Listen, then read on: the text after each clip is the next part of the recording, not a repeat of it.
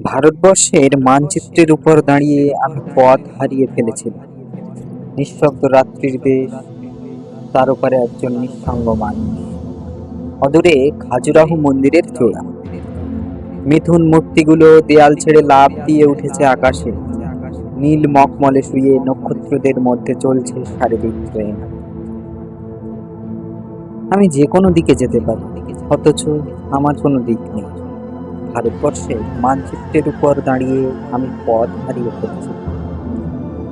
সেই দিনটি ছিল বর্ষণ সিক্ত। মাঝে মাঝে এমন হয়, আকাশ নিচে নেমে আসে, গাছগুলি দুহাত বাড়িয়ে ডাকে, এসো এসো। বোঝা যায় এখন এই পৃথিবী মানুষের জন্য নয়, বস্তু বিশ্বের মধ্যে রয়েছে গহন কোনো বাণী। রোমাঞ্চিত হয়ে উঠেছে পায়ের তলার মাটি। এইরকম সময়ে দিক ঠিক করা সহজ নয়।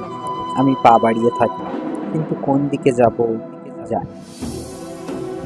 ভারতবর্ষের মানচিত্রের উপর দাঁড়িয়ে আমি পথ হারিয়ে ফেলেছিলাম।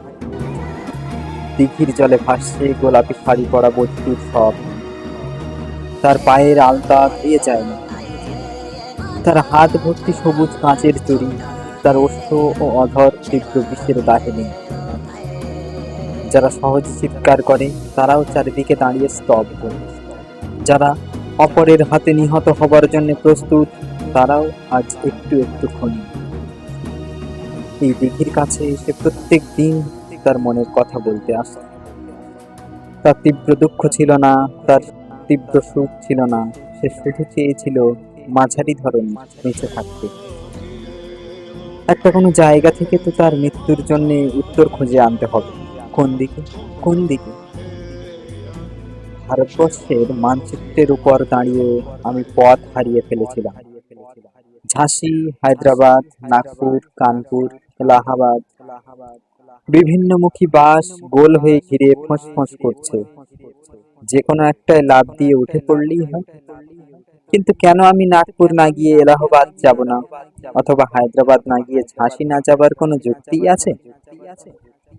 ঠিক এক জায়গাতেই যাওয়ার গাড়ি ভাড়া আমাকে একবারের বেশি দুবার সুযোগ দেয়া হবে। আমাকে পাঠানো হয়েছে মাত্র একটি জীবন কাটানোর জন্য, একটি জেলখানা থেকে বেরিয়ে শুধু একদিকে যাওয়ার মুক্তি।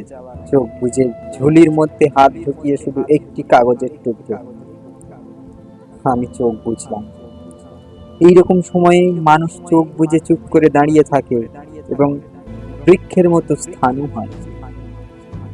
ভারতবর্ষের মানচিত্রের উপর দাঁড়িয়ে আমি পথ হারিয়ে ফেলেছিলাম।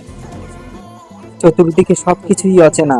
দুদিক দিয়ে মানুষ আসে যায়, কেউ থামে না, কেউ চোখের দিকে চোখ ফেলে না, কেউ আমার কথা বোঝে না, আমি কারোর কথা বুঝি না। কারোর হাতে উজ্জ্বল নীল রঙের বল, কারোর হাতে পাংশু রঙের থালা। কেউ মুঠো মুঠো বাতাস খায়, কেউ অ্যালকোহল দিয়ে দাঁত মাজে। জীবন্ত যুবতীর বুকে শকুন এসে ঠোকরায়, তারা হাসে। শিশু এসে মায়ের আদর কাটতে চাইলে মা কাঁদে।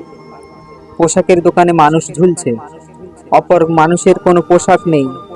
মাংসের দোকানে মানুষ ঝুলছে, অপর মানুষের কোনো মাংস নেই। এই ঘোর অচেনা রাজ্যে আমি একটু দাঁড়াবার জায়গা পাই।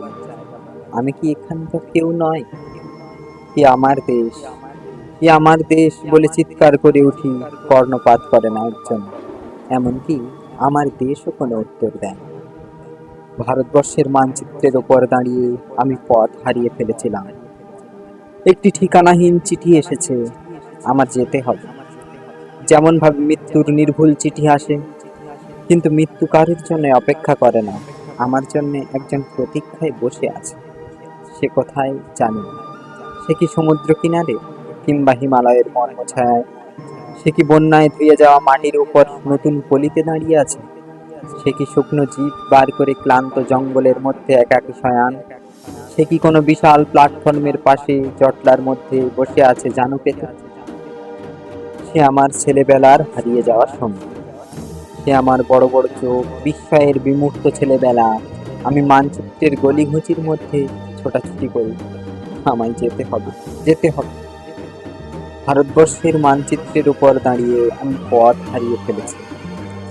সেই ধান ক্ষেতের জায়গায় এখন ধান ক্ষেত নেই, সেই নদীর ভেতরে নেই নদী।